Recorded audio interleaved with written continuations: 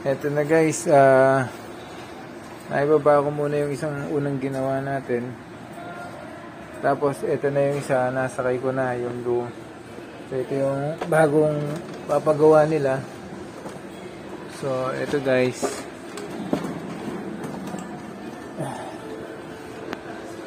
bali L1455 din. So titingnan natin guys kung ano yung problem niya. So sasaksak natin siya. So ito guys, sinaksak ko na siya. So i-on natin. Ayan, on na siya.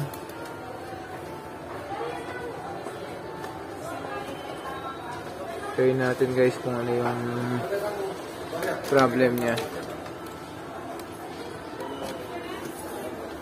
Pero dumi guys, daming buhangin.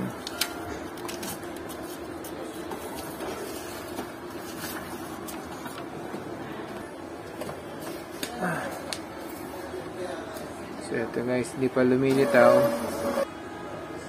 So ito guys, meron siyang limitaw na error. Ito sabi niya, turn the printer off and on again. So yung error code niya is 0xF1 guys. So gagawin natin ngayon, check natin yung loob niya. Baka may mga nakabara siya o something else guys na pwede natin makita na yun ang nagkokos kaya nagkaka-error siya. So gagawin ko muna guys, papatayin muna natin siya. Ayan. So tapos iikutan natin siya, titingnan natin yung loob niya. So dito, pag binubuksan to guys dito, so i-clip mo. Ayun. Ito guys, may papel siya. So ito pala yung problema niya guys, to isa. Tapos hilahin nyo to guys. Ito. Ayun, meron pa siyang papel dito guys. Ayan. So ito. So meron siyang paper jam. Tapos ito naman sa loob niya. Yan guys, wala na. So ngayon guys, try natin i-sindi ulit. Tingnan natin kung yun ang nagiging cause. So yan. Tapos sara.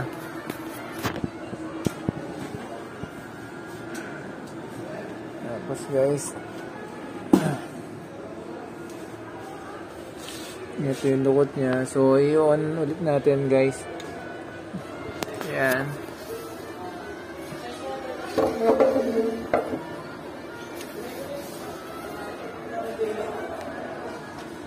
So wait lang tayo sandali guys. Ayan, wait lang tayo. Ito guys yung mga papel na lukot sa kanya oh. So tatabi natin siya. So titingnan natin yung loob niya guys kung umiikot ba. So yun. So ito nagpa-function naman. Ayan.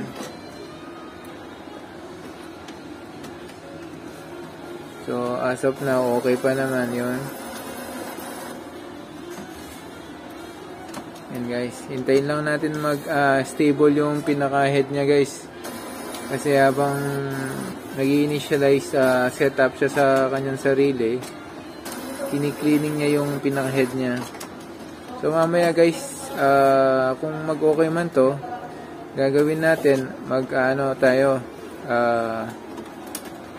titingnan natin yung printout niya kung okay.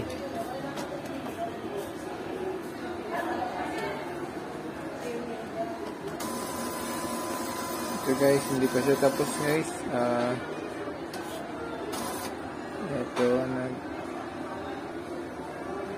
Ito guys, natapos na siya. So gagawin natin, ano sabi niya, the print head nozzle may be clogged. Running the nozzle check before printing it's recommended. Tapos okay natin guys. Okay, tapos confirm. Yung gagawin natin guys, i-cleaning natin, titingnan natin kung okay siya. So yung kanina guys, yung nag-error na 0xF1, so meron siyang paper jam. So ngayon guys, titingnan natin yung printout niya kung okay naman. So maintenance, tapos printer head nozzle check tayo guys. Ayan. Tapos it's either sa dalawa na to, pwede naman guys. Ayan. So ayan. Ayan guys, mag-print siya.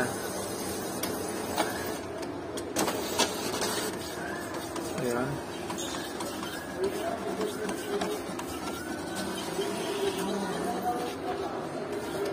Ayan guys.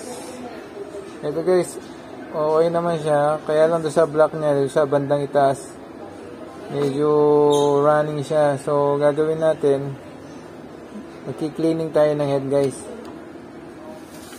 So babalik tayo dito, tapos clean the printer head, sabi niya. Ayun, tapos proceed. Tapos sabi niya dito, all colors o black only. So yung dito napansin natin, yung yellow niya, yan kulang din siya. Tapos yung black niya kulang din. So gagawin natin guys, yung all colors na tayo. So kung gusto mo mag-proceed guys, pindutin natin to. Kahit alin sa dalawa, pwede naman. So ayan guys. So wait tayo ng mga siguro guys, mga 10 minutes to. Ngayon gagawin ko, i-forward ko na siya guys, para hindi na tayo maghintay na matagal. Ito guys, tapos na siyang mag-cleaning. So gagawin natin ngayon, sandali guys. Gagawin natin ngayon, nozzle check tayo guys. Nozzle check. Tapos yan. So makikita natin guys yung difference niya kanina. So yung kanina, ito guys, medyo malabo yung yellow niya rito, ito. So ngayon yung pinrint out niyang bago, so ito na. Ito guys, malinaw na siya. Tingnan yung yellow niya, ito. Yellow. Tapos yung black niya, ito. So wala na siyang laktaw guys. Hindi katulad kanina, ito yung isa. So may laktaw siya, ito guys, yan. So yun guys, ganun lang kadali ito guys. Sana nagustuhan nyo yung video natin. So minsan guys, kailangan lang natin i-observe kung ano nangyayari sa printer, para mismong kayo madali nyo lang magawa. Minsan hindi na kailangan dalhin sa mga service center.